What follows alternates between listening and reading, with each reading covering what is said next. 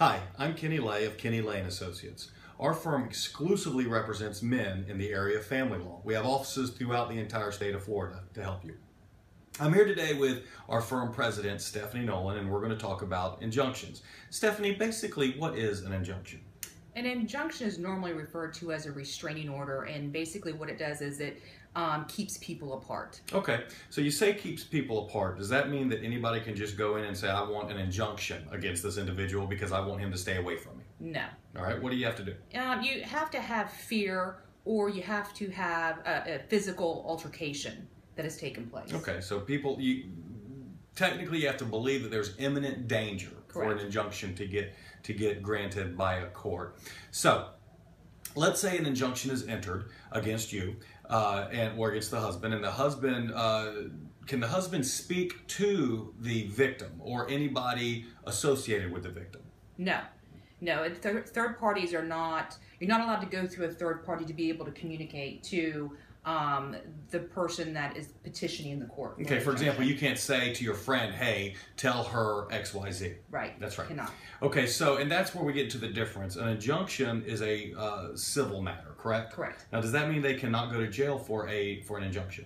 Not in the original. It's a civil injunction, but if you violate it, then it can become a criminal matter. Okay, what does that mean? How do you violate it? And it's a misdemeanor if you violate it, correct? Correct. All right, and how can you violate an injunction? By calling, texting is very common, emailing, going to that person's house or business. Yeah, and commonly there's a 500 feet. You can't go within 500 feet. You can get exceptions, especially if there are children, or sometimes people work close to each other. But generally speaking, it's a 500-foot radius. Right. All right.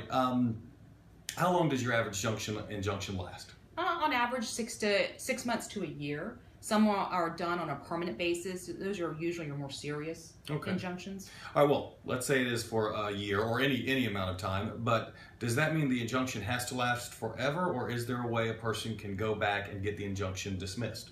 Yes, you can go back and file a motion to dissolve the injunction to have the court reconsider after a period of time whether or not the injunction should be dissolved. Okay, does there have to be something that happens in order to allow you to go back? In other words, does there have to be what's called a substantial change in circumstances for you to go back to the court? No, you do not.